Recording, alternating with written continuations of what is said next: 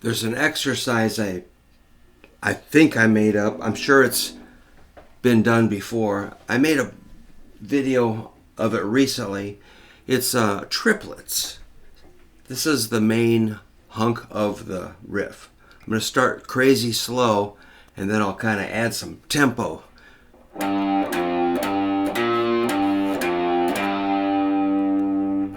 That's G, F, G, B flat, G, F, G, or 3 1 3 1 3 1 is.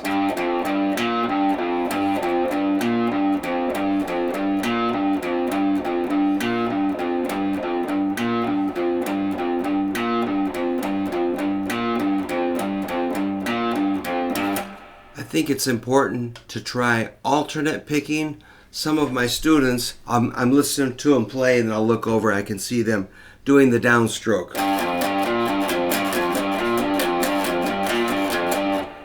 Yeah, it's a thing. Downstroke is kind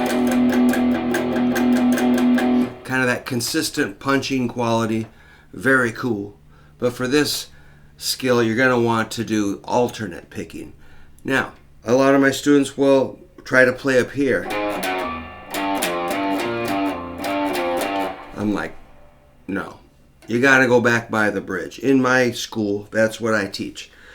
You also want to use the bridge pickup for that snarling, tough, trebly, bitey attack sound. So back by the bridge, you want to pick and get that. Up here, it's too soft. So rest your hand on the bridge.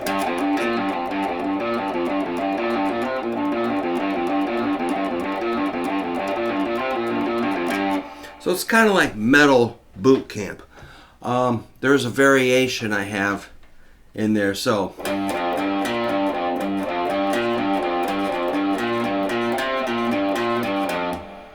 the variation,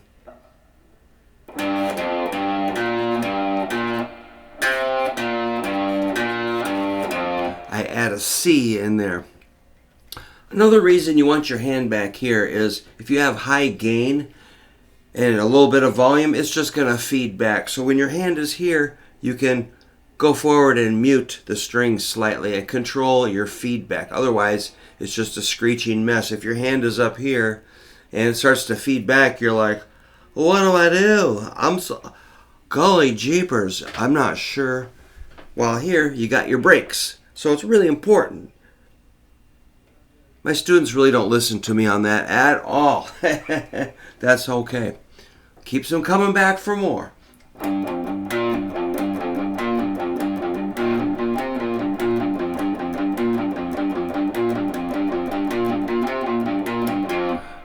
In my exercise, I have us jump over to the 4 chord.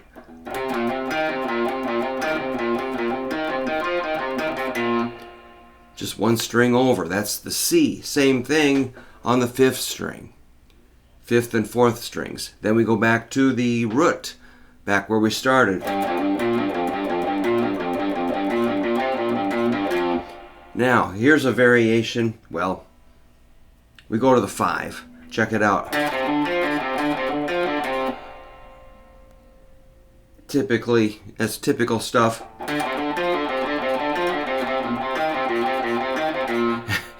The 5 to the 4, then back to the 1.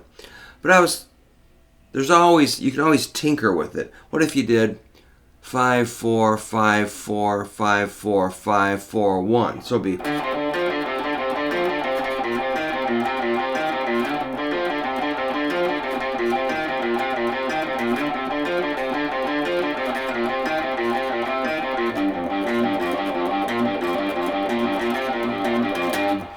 So that'd be the full progression.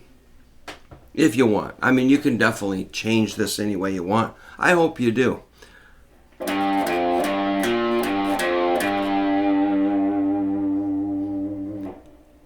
Of course, you can hop up to an octave. It almost sounds like a lead guitar exercise. or here,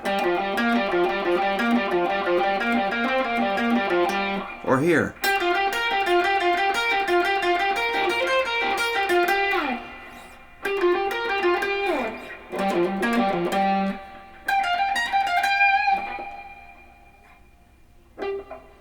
I wasn't sure.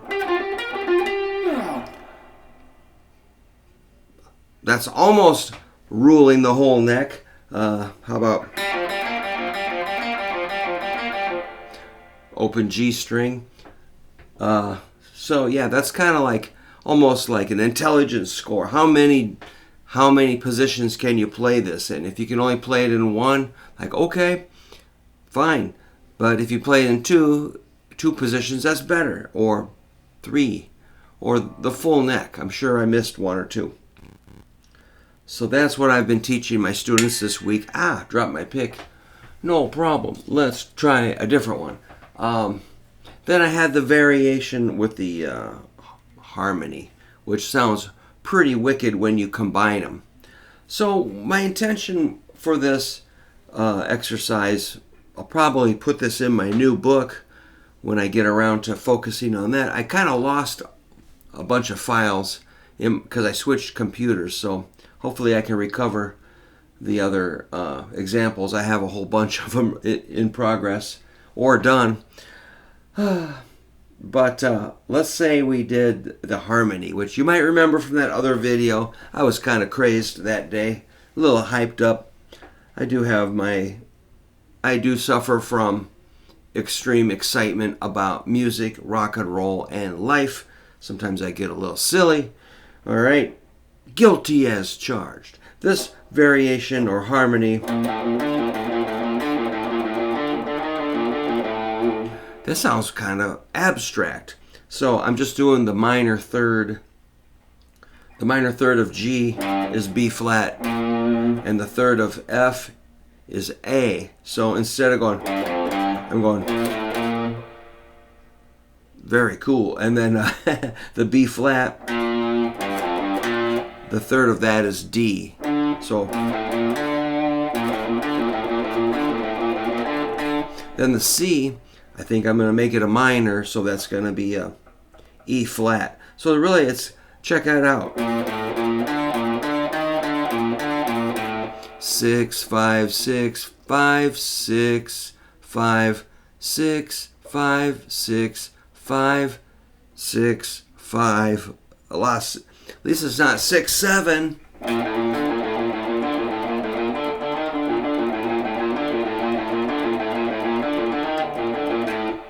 Then we go to the 4, which is just one string over. Back to the 1. And then the 5.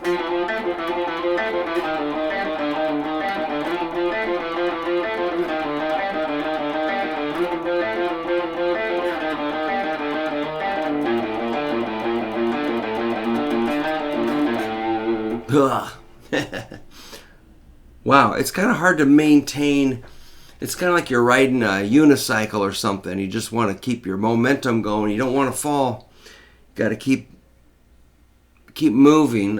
Otherwise, you're gonna crash out. So yeah, man. If you did it like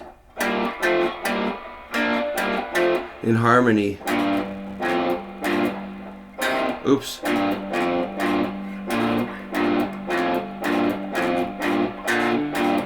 That's the sound you get in harmony. It's kind of fat.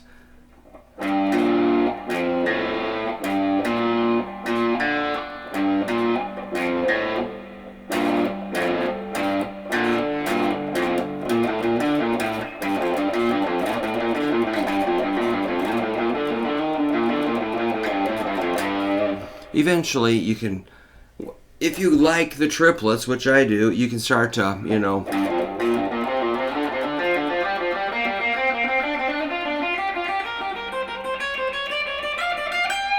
kind of move outside of the box and make these bigger patterns and runs and things. It's just an exercise. I'm just trying to get your